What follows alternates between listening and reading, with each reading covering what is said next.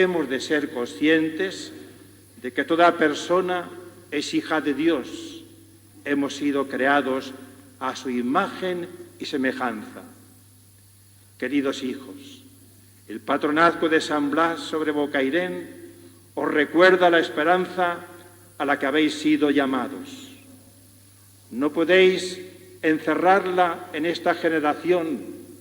Esta esperanza ha de llegar a muchos, ha de llegar a todos los hijos e hijas de este querido pueblo. Y así seréis capaces de construir un pueblo fundamentado en la verdad, en la libertad, en la justicia y en el amor.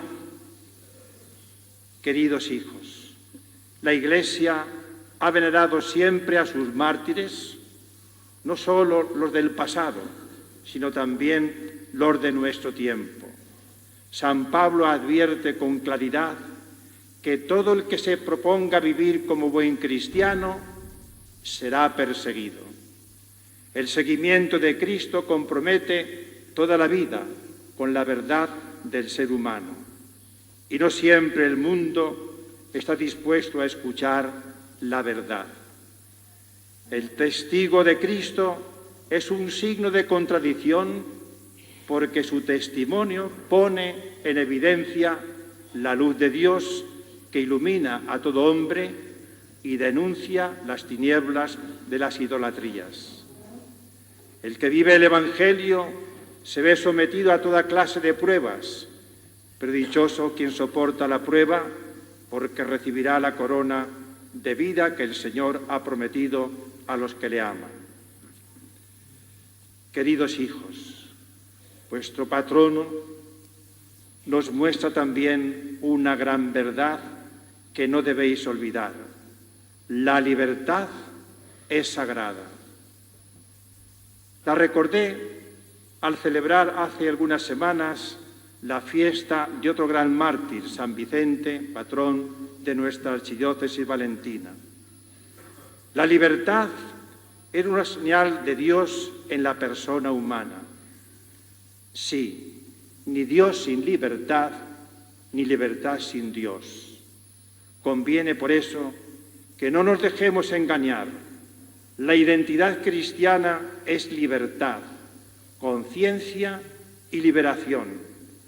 La identidad cristiana significa aceptar a Dios libremente y vivir al mismo tiempo en la libertad de los hijos de Dios que se opone al libertarismo. Sí, precisamente, esta identidad cristiana es garantía de progreso para la sociedad.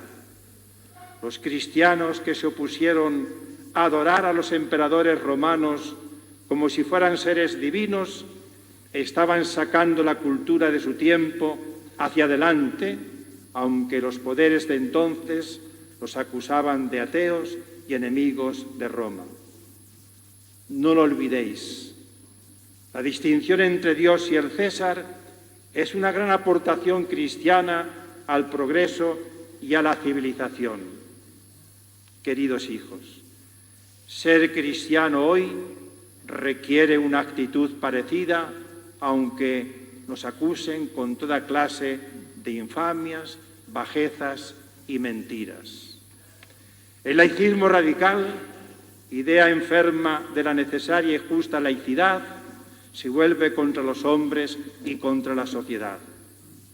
Sus planteamientos no tienen nada de novedosos, arrastran todos los complejos y odios de los que fueron víctimas los mártires de todos los tiempos. Nadie ama la libertad como la amó Cristo. De él hemos de aprender. De su rechazo solo podemos esperar la desesperanza y la frustración.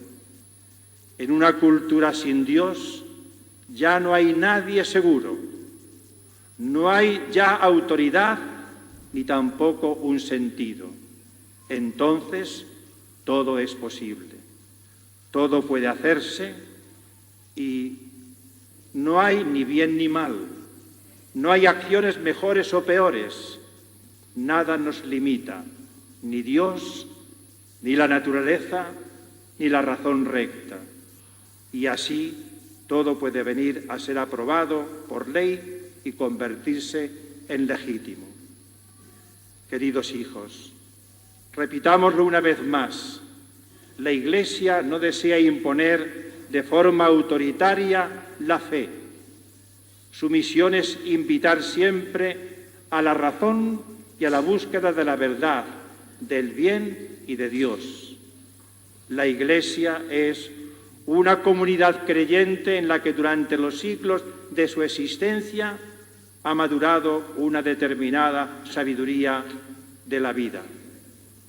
Los cristianos custodiamos un tesoro de conocimiento y de experiencia éticos que resultan importantes para la entera humanidad. Por eso, cuando la razón se vuelve sorda al gran mensaje que le viene de la fe cristiana y de su sabiduría, se vuelve árida como un árbol cuyas raíces ya no llegan a las aguas que le dan vida.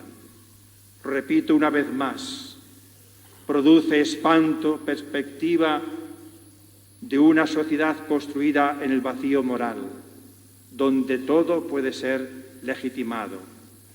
La guerra, el aborto, el terrorismo, la infidelidad, el engaño y la traición. Por ese camino no se respeta la dignidad de la persona humana llamada a un fin trascendente. Por ese camino no hay esperanza. Es el momento de afirmar con sencillez nuestra identidad cristiana, mostrando nuestro inequívoco amor por la libertad, la paz, la concordia y nuestra cercanía a los que más sufren.